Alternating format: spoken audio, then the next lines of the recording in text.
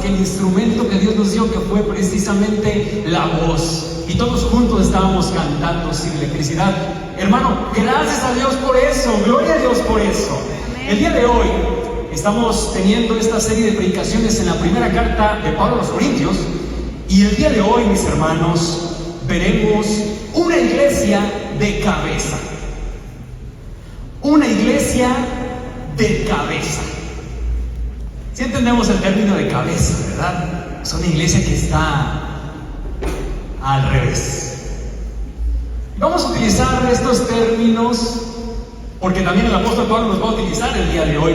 Bien, hermanos, quiero comenzar diciéndoles lo siguiente. Esta es una advertencia, porque de hecho el pasaje que tenemos el día de hoy es una advertencia para todos nosotros. Hermanos, iglesia, estamos en guerra. Estamos en una guerra espiritual.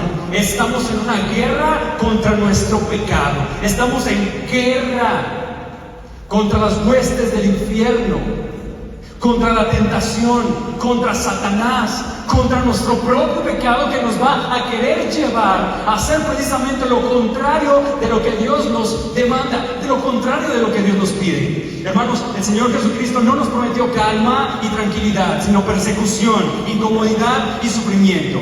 Pero les voy a decir algo, iglesia, lo que sí nos prometió el Señor para nosotros como iglesia de Cristo. Te pregunto, ¿eres la iglesia de Cristo? No, hermano, como que no los escuché muy convencidos. ¿Eres la iglesia de Cristo? Amén. Somos la iglesia de Cristo. Y lo que sí el Señor prometió es que las huestes del infierno, las puertas del infierno no prevalecerán en contra de la iglesia. Cuando lleguen las huestes del infierno, cuando llegue el pecado, cuando llegue la tentación, cuando llegue la maldad a nuestra iglesia, la iglesia siempre saldrá vencedora. Porque la iglesia saldrá a las puertas del infierno y vencerá. Porque en Cristo, mis amados hermanos, hay victoria. Hay poder para restitución. Hay poder para vencer el pecado. Hay poder, hermanos, para reconciliarnos unos con otros.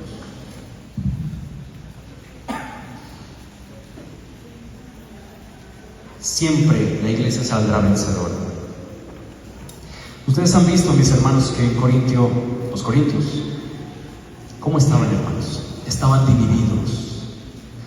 No, a mí me encanta cómo predica Apolos, decían unos. Oh, yo quisiera predicar como Apolos, la retórica de Apolos está excelente. Y otros por acá decían, híjoles, es que el apóstol Pablo predica bien aburrido. Está pelón y chaparro y no me gusta cómo predica. Es muy filósofo en sus ideas.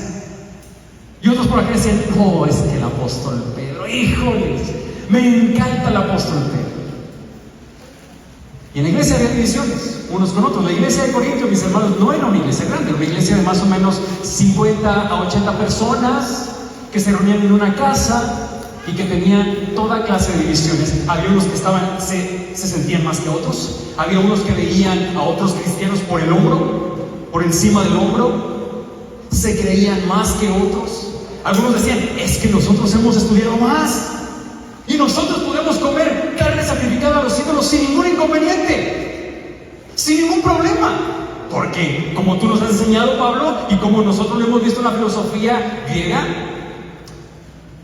un ídolo nada es, Pablo. Así que podemos comer sin ningún problema carne sacrificada a los ídolos y podemos ir a los rituales de Apolos, a los rituales de Afrodita sin ningún problema. Mira, no nos pasa nada. Y el apóstol Pablo, campeón, oye, ¿estás participando de la mesa de los demonios?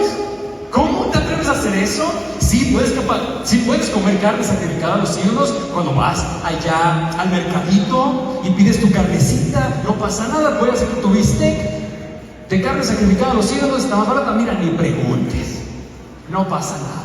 Y entonces eso fue precisamente lo que han estado viendo. Capítulo 8, capítulo 9, capítulo 10 es precisamente este tema: los asuntos de la conciencia cristiana, la situación con el débil, con el hermano débil, que sí tiene problemas con este tipo de cosas, y la situación con el hermano fuerte, que dice, no tengo ningún inconveniente. Pero el apóstol Pablo dio diferentes limitaciones a lo largo de estos capítulos, diciéndonos lo siguiente. Esto es importante, porque que es para la predicación del día de hoy. Debes amar a tu hermano. Debes sacrificarte por tu hermano. Debes de considerar a tu hermano antes que a ti mismo. Mis hermanos, el día de hoy vamos a entrar a un pasaje muy complicado, muy complejo, pero que tiene bastante carne para nosotros. Les voy a pedir de favor, vayamos todos juntos a 1 Corintios capítulo 11. Solamente leeremos en esta primera porción del versículo 3 al versículo 12.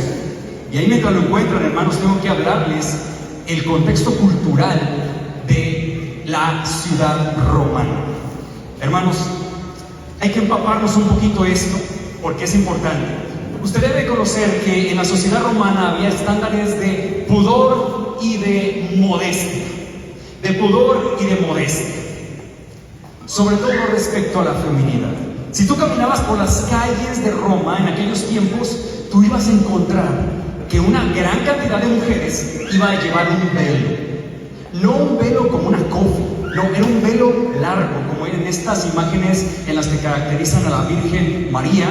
Hacía un velo largo que cubría a las mujeres, se le cubría el cabello y estaba grande.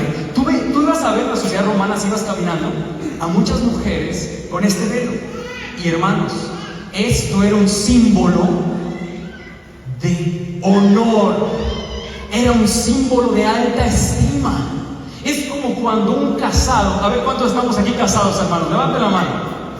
Y fíjense cómo va a levantar la mano. Levanten la mano donde tiene su anillo de bodas.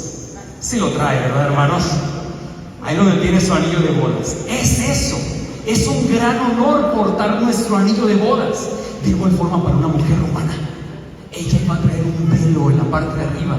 Iba a significar una gran estima, un gran honor, que iba a decirle a todos que no estaba disponible para ningún otro hombre, que ella no era una mujer soltera. De tal forma, mis hermanos, que en la historia general se tiene el caso de un general romano que despidió a su esposa, se divorció de su esposa porque su esposa en una ocasión salió a la calle sin velo. Esto significaba una falta de respeto. Repita conmigo, falta de respeto, hermanos. Una falta de respeto hacia los hombres, porque eso les estaba diciendo a la sociedad: estoy disponible para ti. Les estaba diciendo a la sociedad: yo no respeto a mi marido. Le estaba diciendo a la sociedad: mi marido no es un hombre de honor. Hermanos, entonces lo que vemos aquí es un símbolo. Ahora, hermanos, en medio de todo esto, usted debe de saber que las jóvenes solteras, ellas no llevaban velo. Era una representación, llevaban su cabello largo, su cabellera larga, y le ponían aquí muchos adornos. Unos adornos muy bonitos, que representaban diferentes clases sociales, en fin, adornos preciosos. Pero también había otro tipo de mujeres, que eran las mujeres que tenían el cabello corto, o mujeres que estaban totalmente rapadas. En la sociedad grecorromana, esto significaba o simbolizaba una mujer fácil o una mujer prostituta. En el caso de las mujeres. En el caso de los hombres, socioculturalmente hablando, tenían también el cabello corto. Un hombre con cabello largo estaba dando una señal a su contexto. Un hombre con cabello largo estaba diciéndole a su sociedad que él era un hombre afeminado, que él era un hombre homosexual, que él era como una mujer. Eso es, mis hermanos, el contexto sociocultural de Roma, muy particularmente de Roma. Y es importante que nosotros sepamos esto por la situación que vamos a leer el día de hoy aquí. Pablo en sus enseñanzas les había hablado a los corintios de que todos son iguales en Cristo. Amén, hermanos. Hombres y mujeres. En Cristo ya no hay judío, ya no hay griego, ya no hay esclavo, ya no hay libre, ya no hay hombre, ya no hay mujer. Todos somos iguales delante de Dios. Al parecer hombres, pero sobre todo mujeres, cuando se reunían en la casa iglesia, algunas mujeres decían: yo estoy en Cristo, soy libre. Es más, como ustedes lo vieron en el capítulo 7, ya ni con mi esposo estoy, ya ni duermo con mi esposo porque soy más espiritual. Y es más, me voy a quitar el velo y voy a orar y voy a profetizar, a enseñar la palabra de esa forma. Bien, hermanos, vamos a ir a los versículos 3 al 12. Síganme con su vista. Pero quiero que sepáis que Cristo es la cabeza de todo varón. Cristo es la cabeza de todo varón, y el varón es la cabeza de la mujer, y Dios la cabeza de Cristo. Todo varón que ora o profetiza con la cabeza cubierta afrenta su cabeza, pero toda mujer que ora o profetiza con la cabeza descubierta afrenta su cabeza, porque lo mismo es que se hubiese rapado. Porque si la mujer no se cubre, que se corta también el cabello, y si le es vergonzoso a la mujer cortarse el cabello o raparse, que se cubra, porque el varón no debe cubrirse la cabeza, pues él es imagen y gloria de Dios, pero la mujer es gloria del varón, porque el varón no procede de la mujer, sino la mujer del varón, y tampoco el varón fue creado por causa de la mujer, sino la mujer por causa del varón, por lo cual la mujer debe tener señal de autoridad sobre su cabeza por causa de los ángeles. Pero en el Señor, ni el varón es sin la mujer, ni la mujer sin varón, porque así como la mujer procede del varón, también el varón nace de la mujer, pero todo procede de Dios. Hermanos, lo primero que vamos a ver es un culto de cabeza. Un culto de cabeza. ¿Qué está sucediendo aquí, Pastor Daniel? ¿Qué está sucediendo aquí? Hermanos, lo que está sucediendo aquí es rebeldía de hombres y mujeres, pero sobre todo en este caso de mujeres. Rebeldía contra el santo orden de Dios. Le resumo lo que leímos. Pablo dice: hombres sean hombres en la iglesia, representen a Cristo. Mujeres sean mujeres, de acuerdo con sus estándares socioculturales. Mis hermanos, el cristiano es un ser cultural. Estamos envueltos en una cultura. En nuestro caso somos mexicanos. ¿Qué representa un mexicano, hermanos? Ahora en el mundial lo estuvimos viendo. A los mexicanos les encantan los tacos. Y ahí tenías a un inglés agarrando un taco y comiéndoselo como si fuera de Taco Bell hacia la mitad, y uno como mexicano: no, ¿qué estás haciendo? Así no se comen los tacos. Hay que hacerlo a más o menos unos 75 grados y avientas la mordida. No, esos ingleses, ¿verdad? No somos ingleses, hermanos, somos mexicanos y sabemos comer tacos. ¿Qué más? Nos gusta el picante, a la gran mayoría. Nos encanta. Si la comida no tiene picante, no somos mexicanos, hermanos, prácticamente. Y nos encantan las personas que vienen de Estados Unidos o a los extranjeros. Oye, ahí tengo un sprinkles. Y uno dice: ay, ¿sprinkles qué? ¿No? ¿Un pulparito qué? Pero ahí empieza el inglés mordiéndole. Porque somos mexicanos, hermanos. Nos encanta la familia, ver la familia, el papá, la mamá. Nos encantan los cumpleaños, las fiestas. Nos encanta echar relajo, jugar unos con otros. Echar bromas entre los varones, ahí entre las mujeres, echar también plática. Bien, hermanos, somos mexicanos. Pablo ya había hablado en el capítulo 9 de que si tú eres judío, entonces si tú vas con los judíos, entonces haz lo que hacen los judíos. Si tú vas con los romanos, pues haz lo que hacen los romanos. Si tú vas con el egipcio, pues haz lo que hacen los egipcios, siempre y cuando no contradiga la palabra de Dios. Mis hermanos, el punto aquí es: hemos de comer como come la cultura, hemos de vestir como viste la cultura, hemos de hablar como habla nuestra cultura, hemos de ver como ve nuestra cultura, hemos de escuchar lo que escucha nuestra cultura. O, mis hermanos, ¿aquí alguien se viste como un africano? No, nadie. ¿O alguien aquí piensa como un noruego? ¿Para qué sacaban a Haaland el día de ayer? No. ¿O alguien aquí viste como un árabe? Con sus túnicas. No, hermanos. Porque vivimos en una cultura que tiene elementos tangibles como la comida, la vestimenta, la arquitectura, las artes. Y asuntos intangibles como lo son el comportamiento, los valores, la familia, la conducta. Bien, nuestro Señor Jesucristo, mis hermanos, se mezcló con su cultura. Y a eso somos también llamados nosotros, a mezclarnos a la cultura, siempre y cuando la cultura no contradiga la palabra de Dios. Y siempre y cuando no contradiga el relacionarnos con los demás y el relacionarnos con Dios. Hoy vamos a ver precisamente, hermanos, la tergiversación de los principios bíblicos en relación con las personas que nos rodean en el culto público. Hoy estamos en un culto público. De tal forma que lo que Pablo está diciendo tiene mucho que ver con nosotros, hermanos. Iglesia, ya tenía que haber quedado claro esto, pero vamos a volver a repetirlo. Pablo ya nos ha dicho, no existe tal cosa como un cristiano solitario. No existe tal cosa como mi Dios y yo, y que el mundo ruede. No.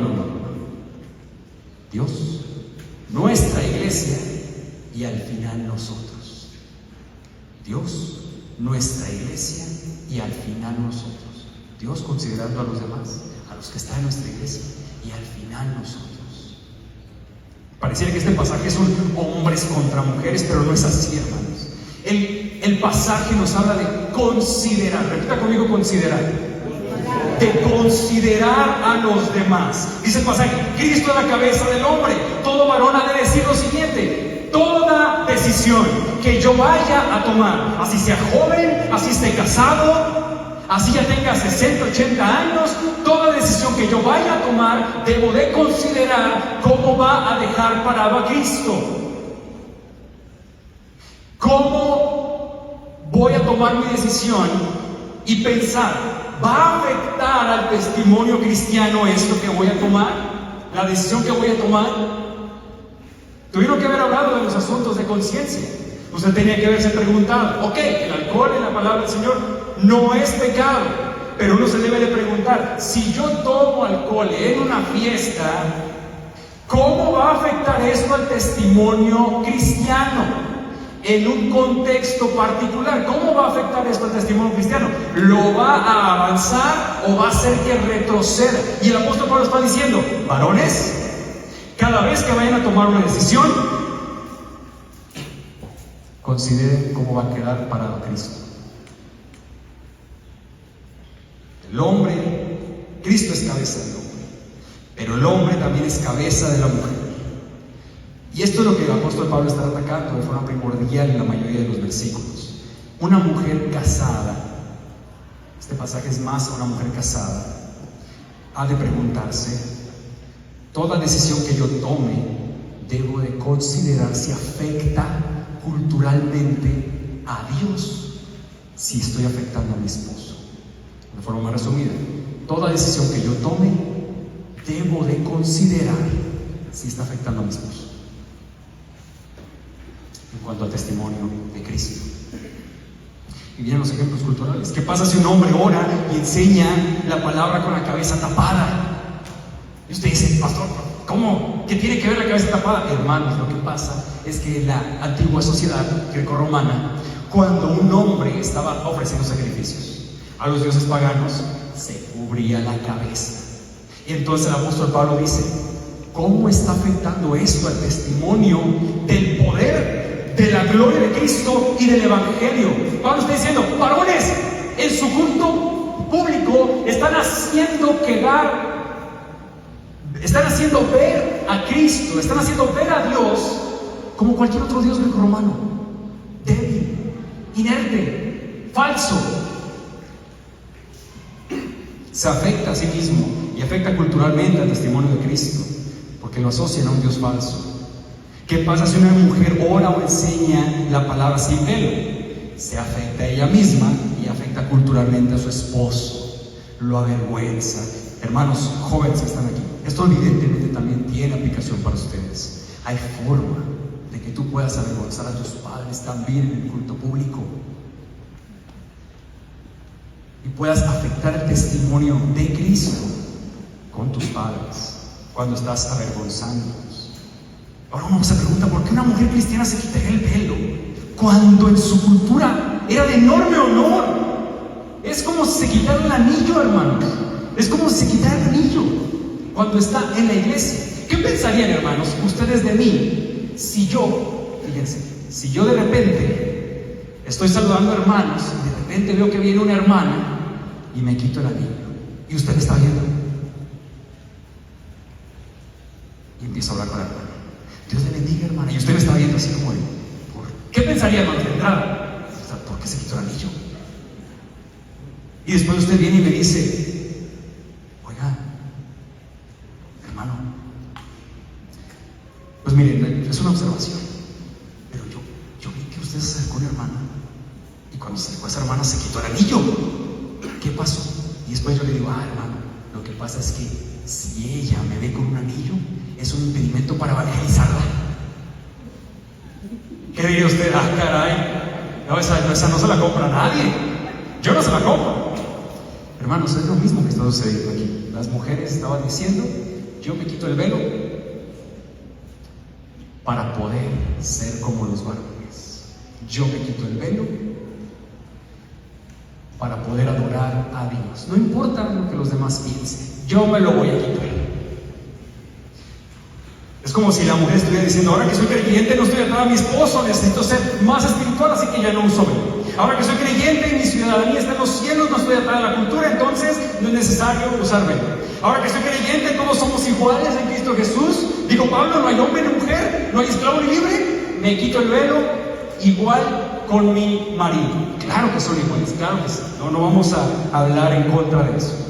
Pero ellas dijeron, somos iguales, no necesito el velo. Entonces Pablo en los versículos 7 a 9 apela a la creación para darle a las mujeres que están siendo rebeldes a Dios en Cristo, que están siendo rebeldes, les va a dar unos argumentos para que ellas recuerden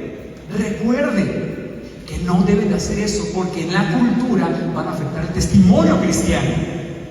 Y dice el apóstol Pablo, Dios creó a Adán, y cuando Adán estuvo solo, Dios creó a Eva, ambos creados a imagen y semejanza de Dios. Y entonces el apóstol Pablo nos dice, en el matrimonios,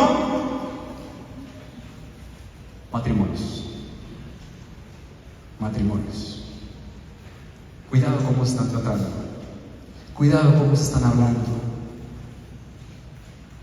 en la iglesia. Ambos están unidos para considerar primeramente al otro antes que ustedes mismos. Entonces comienza la argumentación de Pablo. El hombre es imagen y gloria de Dios. ¿Qué quiere decir esto? ¿La mujer no lo es? No, claro que sí, la mujer también lo es. Pero en este caso, el hombre tiene la responsabilidad, repita conmigo, responsabilidad de representar a Dios en su liderazgo, en su cuidado y en su protección. Dígale al varón que tiene ahí un lado, a su izquierda, a su derecha, representas a Dios. Hermano, dígale ahí a su derecha, representas a Dios. Es imagen de Dios, imagen y semejanza de Dios. Entonces el varón tiene una responsabilidad para con Dios. Así como lideró Cristo, se espera que un hombre lo haga. En amor, en sacrificio, en humildad, con un servicio constante a su iglesia. La mujer, dice después Pablo, es gloria del varón. Así como representa a su esposo y es su ayuda idónea, no es su lastre idónea. Por eso Pablo dice que la mujer lleve velo, porque si no lo hace, está haciendo quedar mal a su esposo, y al hacer quedar mal a su esposo, está haciendo quedar mal a Dios frente a la cultura. Así que, mis hermanos, aquí les va la receta perfecta para tener una iglesia de cabeza con base en los principios que encontramos aquí. Una receta para tener una iglesia de cabeza en la cultura que nos rodea. El primer ingrediente que tenemos aquí es la indiferencia masculina. Evidentemente, hermanos, la cultura ha cambiado. ¿Alguien de ustedes usa velo, hermanos? No, nadie usa velo, obviamente, porque nuestra cultura tiene diferentes estándares de moda, y uno de ellos no es el velo. El primer ingrediente, mis hermanos, que encontramos aquí es la indiferencia masculina. Este pasaje no es solamente para las mujeres, es también para los hombres. Familias que cuando llegan a la iglesia, la imagen y gloria de Dios le grita a su esposa y a sus hijos. Va a la camioneta en el auto y le va gritando a su esposa, a sus hijos, e incluso la imagen y gloria de Dios está utilizando palabras altisonantes. La imagen y gloria de Dios también al entrar saluda más a fuerzas que de ganas. La imagen y gloria de Dios, mientras está en el tiempo de alabanza, está de brazos cruzados, callado.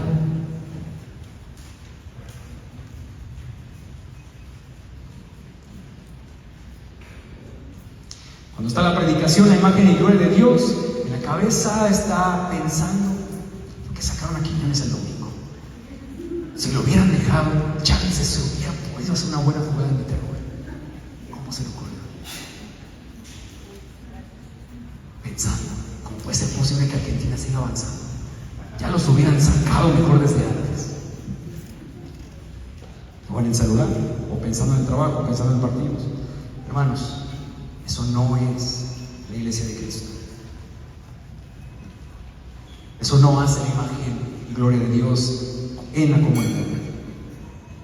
Hermanos, Pablo nos está recordando a los varones con estas palabras. La responsabilidad enorme que tenemos. No es una licencia para jefearle en tu familia. No es una licencia para mandar. ¡Hey, mujer! Hazme de cenar. Mujer, levanta la ropa. Mujer, mira nada más. ¿Qué estuviste haciendo toda la mañana? De seguro estuviste viendo la televisión. No, hermanos, no es una licencia para eso. Es un recordatorio que nos dice: varón, eres el líder siervo. Varón, eres el responsable de demostrarle a Cristo, a tu esposa. ¿Y cómo es Cristo? Hermanos, varones, te lo digo directamente a ti. ¿Cómo va a conocer tu esposa y tus hijos cómo es Cristo? Respuesta: mirándote a ti, viéndote a ti. ¿Cómo respondes? ¿Cómo hablas? Cuando vas con tus hijos y les pides perdón porque perdiste el control. Cuando vas con tu esposa y le dices: esposa, discúlpame porque no fui considerado contigo en la iglesia. Te traté mal, te grité. Perdóname, esposa. Cuando el varón es gloria y semejanza de Dios, cuando sirve dentro de la iglesia, cuando sirve como maestro, cuando sirve con sus dones, cuando sirve con su liderazgo, cuando sirve con sus talentos. El varón, hermanos, demuestra el liderazgo de siervos que Cristo mostró. Es tu responsabilidad, varón, dentro de la iglesia local. Es lo que el apóstol Pablo te está diciendo. Por eso eres gloria y semejanza de Dios. Semejanza y gloria de Dios, para demostrarlo en la iglesia. Tú tienes la responsabilidad primordial, no las mujeres. Y aquí va una crítica a la iglesia actual, donde más sirven, las personas que más sirven en una iglesia local generalmente son mujeres. Pero se espera que el liderazgo y se espera que el servicio lo tengamos nosotros, varones. Así que, hermanos, no desfallezcas a tu llamado. No desfallezcas a tu llamado. Ay, pastor, pero es que es muy difícil. Claro que es. Por eso el Señor no nos deja solos. Por eso el Señor te permite entrar al trono de la gracia para decirle: Señor, yo quiero ser como tú. Yo quiero demostrar a Cristo en mi familia y en mi iglesia. Ayúdame, Señor, con esto. Ayúdame, Señor, por favor. Ayúdame, Señor, con esto. Y el Señor te va a ayudar, iglesia. Varón, el Señor te va a ayudar.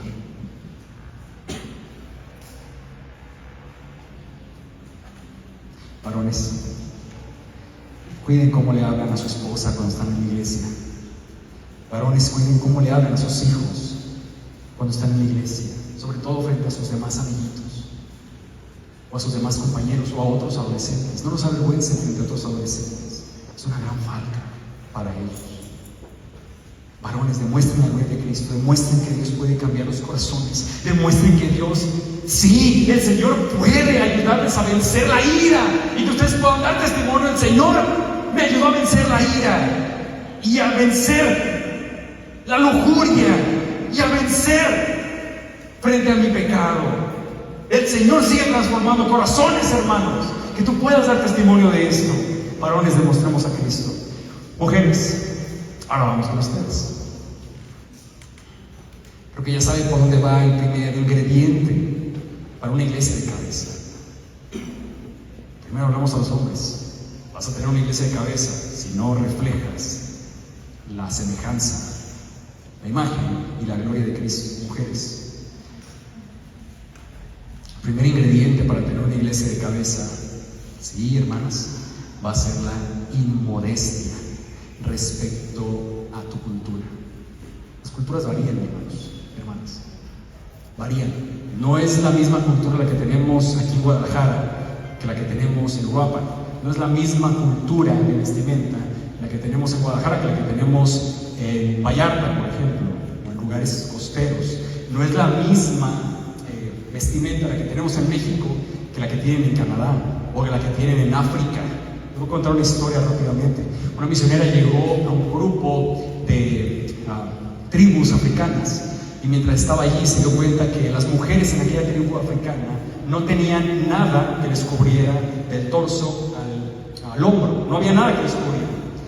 Entonces ella, cuando comenzó a compartir el evangelio, se topó con un grupo de mujeres que pudieron estar ahí con ella, que se entregaron al Señor Jesucristo, y lo que hizo esta misionera fue taparlas, como de Occidente, como Oriente.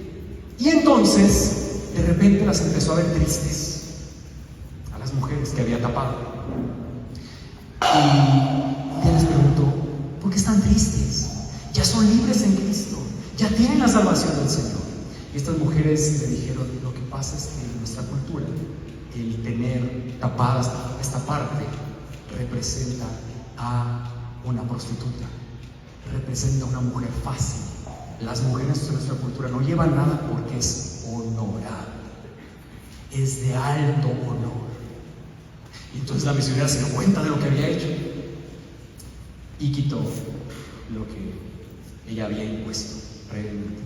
Hermanos, las culturas son distintas, cambian. Obviamente este es un ejemplo aislado. ¿Qué te quiero decir, dama, el día de hoy?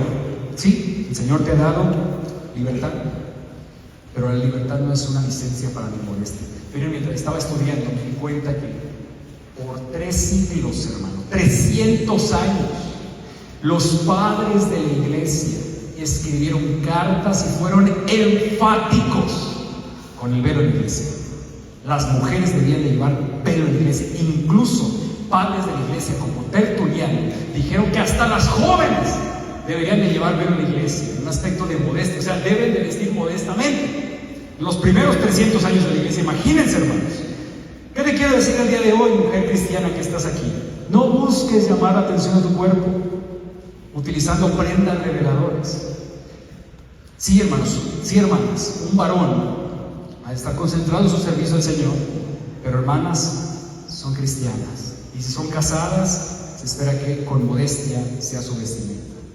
Si son solteras, evidentemente con modestia se espera que sean sus vestimentas. Sí, hermanas, el Señor las ha hecho libres, pero este pasaje es un llamado particularmente a que su vestimenta sea una vestimenta prudente, de acuerdo con su contexto sociocultural. Mujeres, tengan cuidado con esto. Pastor, pero también los hombres pueden utilizar prendas inmodestas. Sí, es cierto también. Eso también es cierto.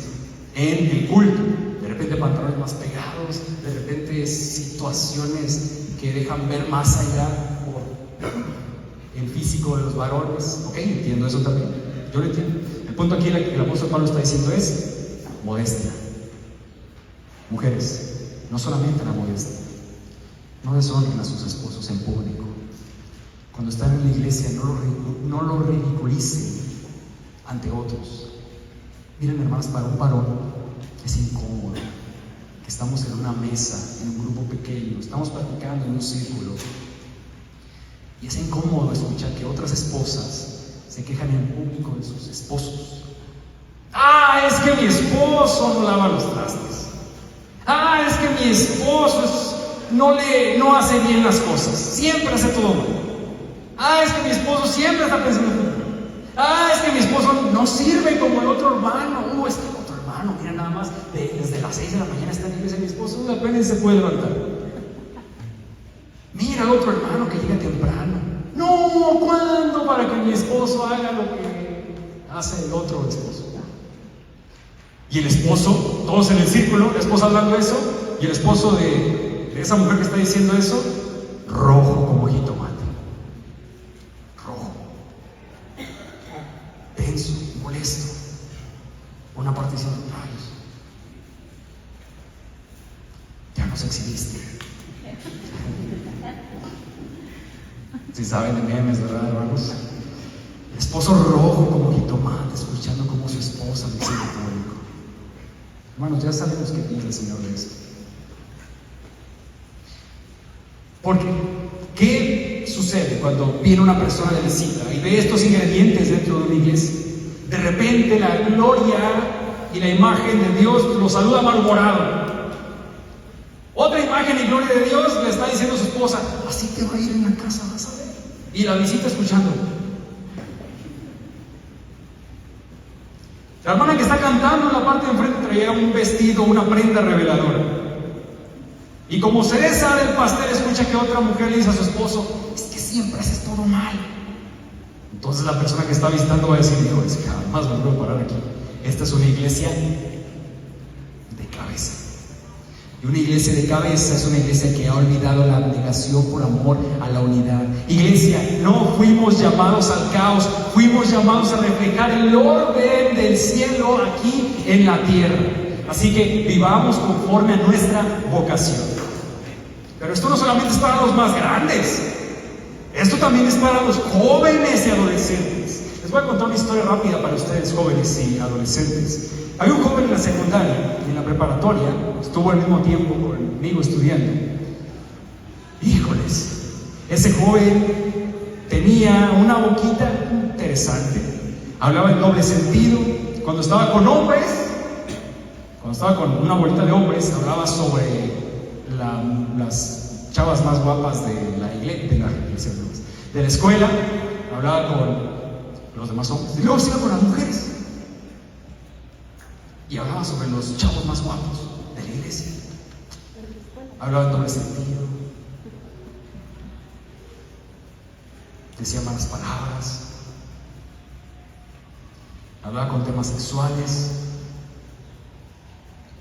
en fin.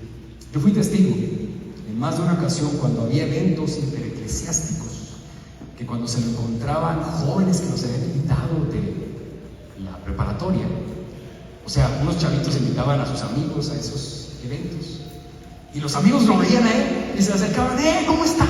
Qué gusto verte por acá. Y él les decía: sí, es que soy cristiano. Sí, es que soy cristiano. Y ellos decían: ¿a poco eres cristiano? Tenía una pésima fama. Jóvenes, el punto con esto es: con tus decisiones, con la forma en que hablas, con la forma en que te comportas, estás considerando qué van a pensar las personas de Cristo, sobre todo si van a pensar mal. Ahora les voy a contar mis pecados, jóvenes. Por muchos años, ustedes saben que la red social más famosa de hace años era Facebook.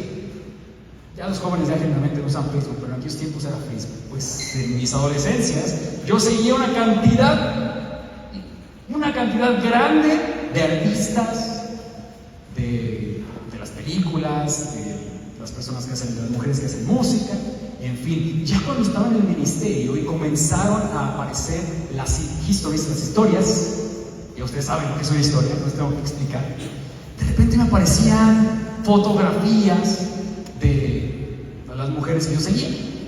Y entonces dije: híjoles, ¿cómo esto va a afectar el testimonio de Cristo cuando una persona se dé cuenta, o incluso un cristiano se dé cuenta, o un nuevo creyente se dé cuenta de quién estoy siguiendo en Facebook? Entonces inmediatamente, cuando me aparecían historias de, no voy a mencionar a artistas, inmediatamente me metí al perfil y empezaba a dejar de seguir. Precisamente por eso, porque podía haber dado un mal testimonio de Cristo. Jóvenes, tengan cuidado. Vamos a avanzar, hermanos, porque 1 Corintios 11 es largo. Vamos a ver los versículos 27 al 32. Mientras usted va llegando ya al 27 al 32, hay más contexto que tenemos que hablar. En aquellos tiempos había algo que se llamaba reuniones ágape. ¿Cómo se llamaba? Reuniones ágape. Esto era algo que hacían los primeros cristianos. Ellos se reunían para comer los alimentos. Todos llevaban diferentes tipos de alimentos. Un guiso, allá a la casa a la que iban a comer, a la casa a la que iban a cenar, para que todos pudieran cenar a gusto. La sociedad grecorromana, hermanos, su comida más importante no era el desayuno, ni tampoco era la comida, era la cena. Es donde se atascaban de comida. Allí comían suficiente. Pero ¿qué creen, hermanos? Aquí viene el problema. Dentro de la iglesia había personas con una condición económica alta, y dentro de la iglesia había personas con una condición económica baja. ¿Qué pasaba? Ahí les va. Algo muy similar a lo que sucede el día de hoy. Generalmente, quien tiene un buen trabajo, quien es jefe, tiene algunos tipos de administraciones dentro de una empresa, sale más temprano. Sale a las 3, a las 4, dependiendo de su trabajo. Sale a las 5, todavía es temprano. Los obreros, en aquellos tiempos los jornaleros salían tarde de su trabajo. Entonces, ¿qué hacían los corintios? Muy sencillo. Las personas de capacidad financiera mayor, como salían más temprano, se reunían en la casa iglesia a comer. Usted dijera, pues, qué bueno, ¿no? Que se reunían a comer. Traían sus cositas, traían bastante comida. Y cuando llegaban los jornaleros, aquellos que eran esclavos, aquellas que eran mujeres trabajadoras, ya llegaban más tarde. Y cuando llegaban a la casa iglesia, ¿qué cree usted que había? Nada de comer. ¿Qué cree usted que llevaban? A veces llevaban un panecito, a veces llevaban algo muy pequeño para compartir, porque era lo que podían hacer, lo que podían compartir. Ya no había nada y se quedaban con hambre. Pablo ve esto y dice, hijos, miren, hermanos, palabras fuertes encontramos en Corintios, y estas que tenemos aquí son de las más fuertes. No los alabo en eso, dice Pablo. No los alabo por eso. Y de hecho, la estructura gramatical griega es una molestia, es un regaño, es una llamada de atención. No los alabo por eso, dice el apóstol Pablo. ¿Cómo puede ser posible que hagan este tipo de cosas? ¿Cómo puede ser posible que los ricos dejen sin comer a los pobres? ¿Cómo puede ser posible que haya clasismo en la iglesia? ¿Cómo puede ser posible que haya racismo en la iglesia? ¿Cómo puede ser posible que el blanco, que el negro, que el morenito? ¿Cómo puede ser posible eso en la iglesia? Ay.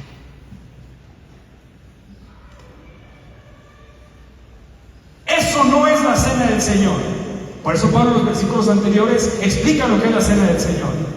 La cena del Señor es cómo Cristo se compartió con el mundo, cómo Cristo se abnegó, cómo Cristo dejó a un lado sus derechos, cómo Cristo se entregó por amor, cómo Cristo fue quebrado su cuerpo, cortado su cuerpo, derramó su sangre en la cruz, para que vengan a hacer ese tipo de cosas.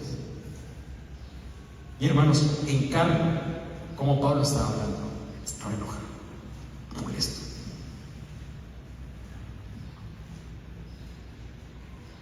Vamos a los versículos 25. No lo estoy regañando, hermanos. Simplemente estoy encarnando como Pablo lo estaba escribiendo. De manera que cualquiera que comiera este pan o bebiera esta copa del Señor indignamente será culpado del cuerpo y de la sangre del Señor. Por tanto, pruébese cada uno a sí mismo y coma sin el pan y beba de la copa, porque el que come y bebe indignamente, sin discernir el cuerpo del Señor, juicio come y bebe para sí. Por lo cual hay muchos enfermos y debilitados entre vosotros, y muchos duermen. Si pues nos examinamos a nosotros mismos, no seríamos juzgados, mas siendo juzgados somos castigados por el Señor, para que no seamos condenados con el mundo. ¿Qué es esto, hermanos? Malos cristianos celebrando la cena del Señor, culpables del cuerpo y de la sangre de Cristo. Híjoles. Hermanos, hay pecados que son personales. Uno peca cuando le promete algo a los niños y no lo cumple. Uno peca cuando le habla mal a la esposa o le responde al esposo. Uno peca en familia, tiene sus pecados personales. Las consecuencias son personales. Aquí yo le digo esto, hermano. Tome la cena del Señor. Venza el pecado en su interior. Tome de la mesa del Señor. Participe del Señor. Como decía San Agustín, coma alimento para su alma, beba bebida para su alma, para vencer el pecado que está en su ser. Coma y beba de la mesa del Señor. Pero hay otro tipo de pecados que son bastante serios, que si participa de la cena del Señor, estará participando indignamente. ¿Cuáles son estos pecados? Hermanos, graves, porque esto es, híjoles, complejo. Todo aquel pecado que violente la unidad de la iglesia, todo aquel pecado que violente la unidad de la iglesia, aquella persona será culpable del cuerpo y de la sangre de Cristo. Todo aquel pecado que violente la unidad de la iglesia sin arrepentimiento. Comenzando desde quienes somos líderes hasta el hermano que acaba de ser bautizado. Líderes que excluyen a los pobres y dan preferencia a ricos. Ya Santiago había hablado de eso. Está mal. O líderes que excluyen a los morenitos para dar preferencia a los blanquitos y luego celebran la cena del Señor. Indignamente comen y beben delante de Cristo. Es una aberración dividir su cuerpo, el cuerpo de Cristo, de esa forma. ¿O qué me dicen los grupitos dentro de la iglesia? Es normal que se hagan grupitos dentro de una iglesia por diferentes circunstancias. Circunstancias de edad, circunstancias de que somos papás, nos damos consejos. Es normal, es eso, no es pecaminoso. El asunto es cuando esos grupos son herméticos, nadie entra. Ahí el grupo de padres, llegan unos padres a la iglesia e intentan ingresar a ese grupito. ¿Este qué? ¿Y esta qué?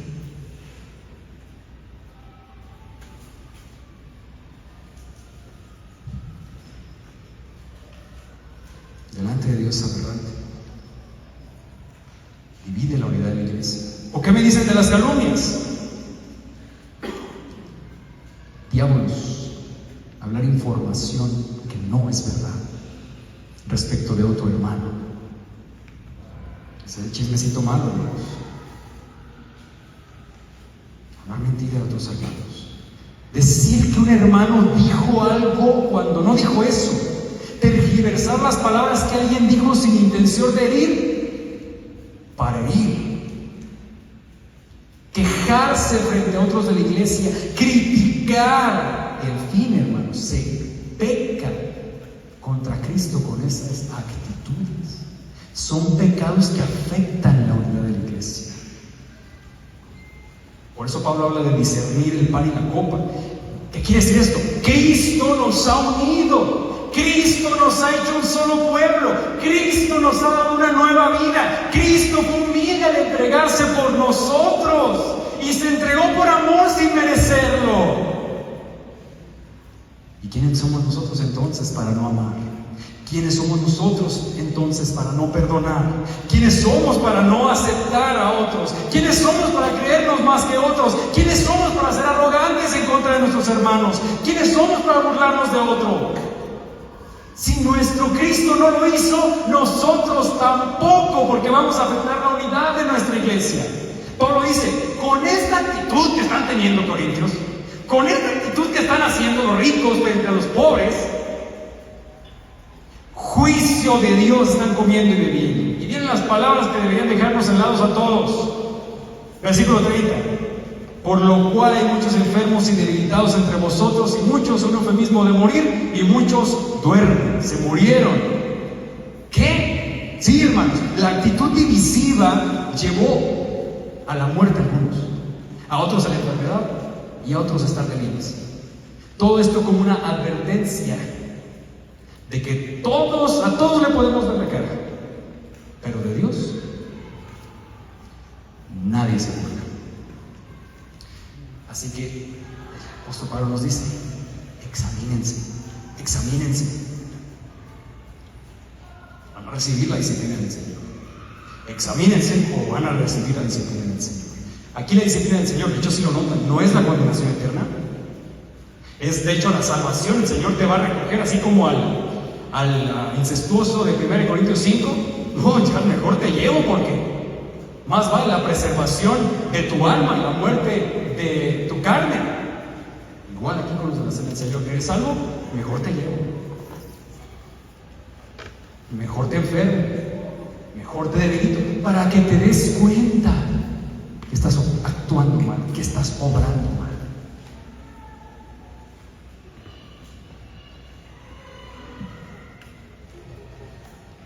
Hermanos, no podemos tomar el pan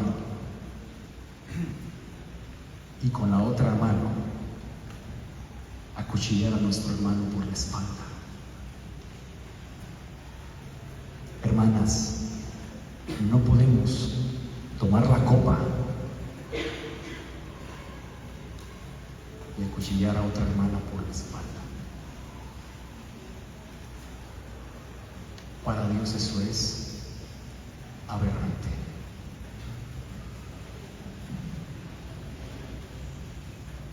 Así que examinémonos, hermanos. Hemos provocado división en nuestra iglesia. Has levantado rumores, has hablado mal de algún hermano, de alguna hermana. Hay una división activa en tu corazón. Hoy hay una división activa en tu iglesia. Dios no bendice esas actitudes, hermano. Dios no las va a bendecir. Oh, pastor, entonces no voy a participar de la cena del Señor. ¿Por qué? La única razón por la cual alguien no debería tomar la cena del Señor sería porque es un agente divisivo en la iglesia. ¿Eres un agente divisivo en tu iglesia?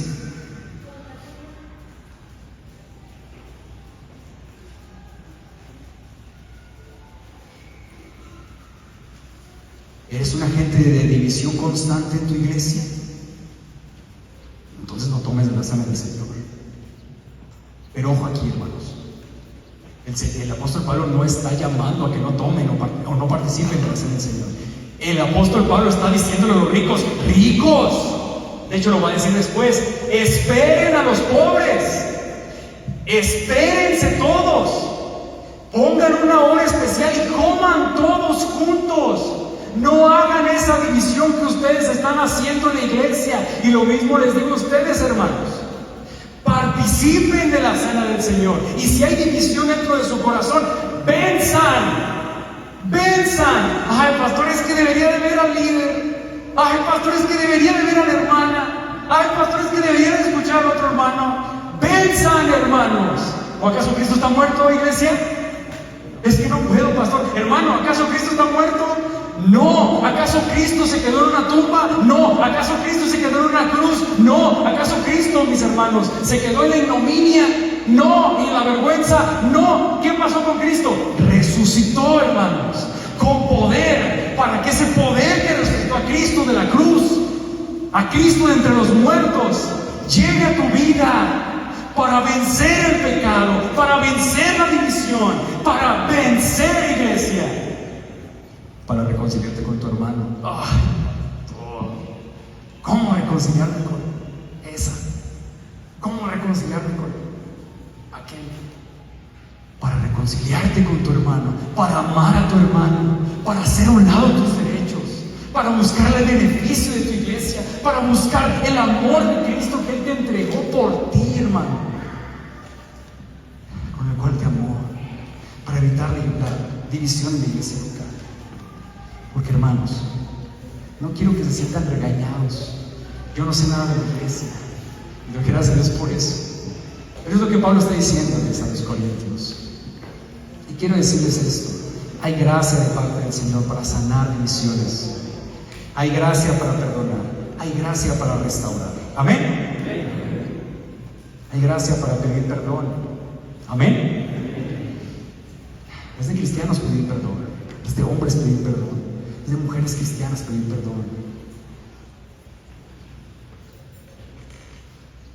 Porque el Señor nos perdonó primero.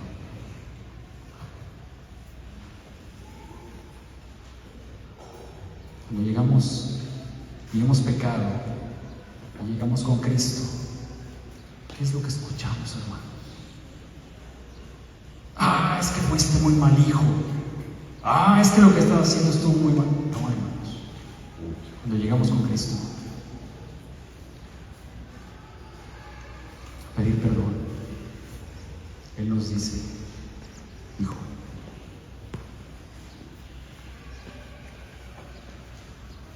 ya te he perdonado. Ya te perdoné yo.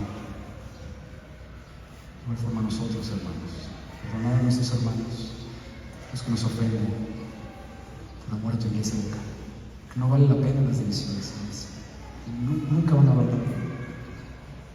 Buscar mediar, sí, en sabiduría resolver los conflictos también. Hay gracia, mis hermanos, para solventar, para salvaguardar la iglesia, para vencer la división. Hay gracia para restaurar. Hay gracia para no dividir. Así que ánimo, iglesia. Celebra la cena del Señor con alegría, amor, cariño y arrepentimiento, pero sobre todo con unidad. El hilo conductor, mis hermanos, como conclusión, el hilo conductor de estas cosas que vimos el día de hoy es la actitud sacrificial. Punto. Hombres, lo que dijo el apóstol Pablo del velo y de la imagen de Dios. Hombres en hombres, reflejen a Cristo. Mujeres, sean mujeres del Señor, reflejen a Cristo en las esferas de su familia. Hombres con su esposa, con sus hijos. Esposas con su esposo, con sus hijos. Hijos con sus padres. Hombres en hombres, mujeres sean mujeres del Señor. Manténganse en unidad. ¿Qué es el hilo conductor de todo esto? El amor abnegado, hacer un lado los derechos por el bienestar de nuestra iglesia local. Vamos a orar, mis hermanos. Señor, te damos tantas gracias por tu bendición. Gracias te damos por tu palabra, mi Dios. Gracias te damos porque usted es muy bueno, Señor. Gracias, Señor, porque nos permites abrir tu palabra. Este pasaje, Señor, evidentemente es de confrontación a nuestras vidas, para despertar, mis hermanos, mi Señor, para que nosotros despertemos, para que mis hermanos despierten, y recordar que como varones hemos de ser Cristo para nuestra familia. Recordar que como esposas hemos de demostrar el amor, el cariño del Señor en nuestras familias. Recordar que como hijos hemos de llevar un testimonio bello de quién es Dios. Recordar que como iglesia hemos de estar unidos, a pesar de nuestras diferencias de opinión, pero que estamos unidos unos con otros, en armonía, en amor, en cariño, amigos. Te agradecemos por tu palabra. En el nombre de Jesús. Amén, amén y amén. Iglesia, Dios les bendiga. Tocó un pasaje de exhortación, pero es lo que el Señor quería para nosotros el día de hoy en 1 Corintios capítulo 11. Solo el Señor ha de saber por qué. Doy gracias a Dios por sus vidas. Manténganse firmes en el Señor. Firmes en el Señor. Dios bendiga.